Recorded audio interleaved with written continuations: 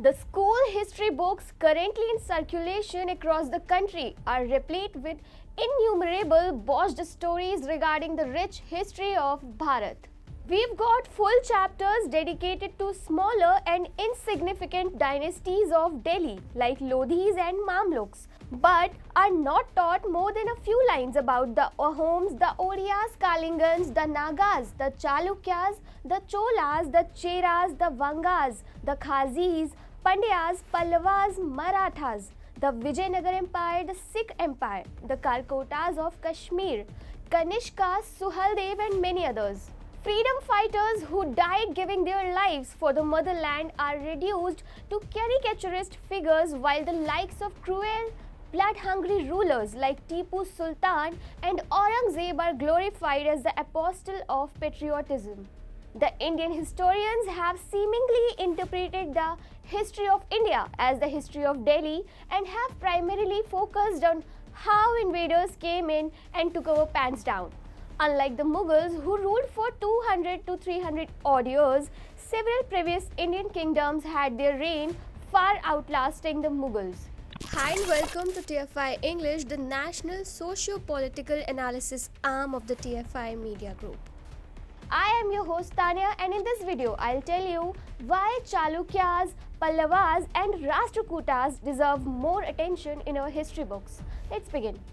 The origin of Pallava dynasty is still a mystery, and probably the first ruler of this dynasty came to power mid of 3rd century AD. However, it is believed that Pallavas ruled for about 500 years until Tondai Mandalam was captured by the Cholas. The present-day city of Kanchipuram was the capital of Pallava Empire. The Pallavas ruled in Mysore, Karnataka and southern India, incorporating the modern regions of Andhra Pradesh, northern Tamil Nadu and parts of southern Karnataka. Moreover, unlike the Mughals, who were concentrated in tiny pockets up north, the Pallavas conquered vast areas of the subcontinent, expanding across much of it into what is now Afghanistan during the reigns of Dharmapala and Devapala. Meanwhile, the Chalukyas ruled parts of southern and central India between the 6th century and the 12th century. Their capital was situated at Vatapi, which is modern Badami in the state of Karnataka. Badami Chalukyas, Eastern Chalukyas and Western Chalukyas were all part of the Chalukya dynasty and ruled during different time periods. However, most Indians will be oblivious to this fact. The dynasty reached the pinnacle of its powers during the reign of Pulakesin II. He conquered almost entire south-central India.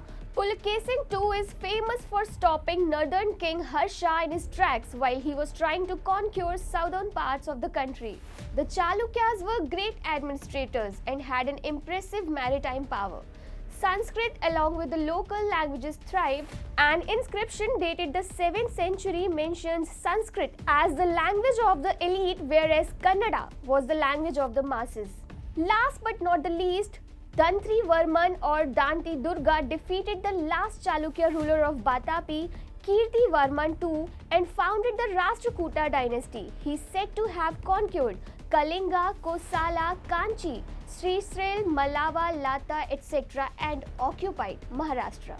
Later, Amogavarsha, one regarded as the greatest Rashtrakuta king, set up a new capital at Manyakheta, with Broch becoming one of the major ports of his reign. Commerce with the Arabs flourished during this period. Such was the stature of Amogavarsha that Suleiman, an Arab merchant, in his account called him as one of the 4 greatest kings of the world. While liberal historians sing ballads of praise about the Mughal architecture, they conveniently forget that the world-famous relic of Mahabalipuram and the ancient center of learning, Kanchipuram, was built by the Pallavas, while the pioneering cave temples and complexes of Badami and Aihole Pata Daklu depict the Chalukyan architecture.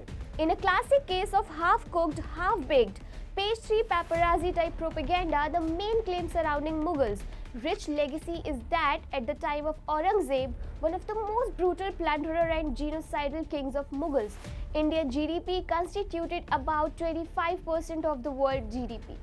The data has been compiled by economic historian Angus Madison. However, digging deep into GDP data of the last 2000 years narrates a different story.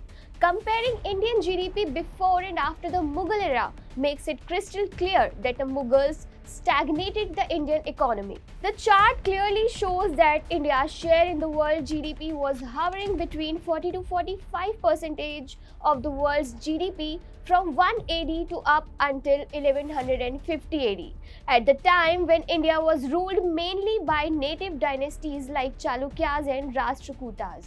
As reported by TFI, after years of incessant demands from the general public asking the central government to rewrite the history books using authentic sources and evidence without adulterating them with the propaganda of some ill-motivated individuals, the centre had finally started the long overdue exercise. The Government of India last year invited suggestions via email from the public for removing distortions in Indian history from the school textbooks. Students, teachers, domain experts, or anyone having cogent knowledge about any particular subject of Indian history were invited to submit their work in English or Hindi.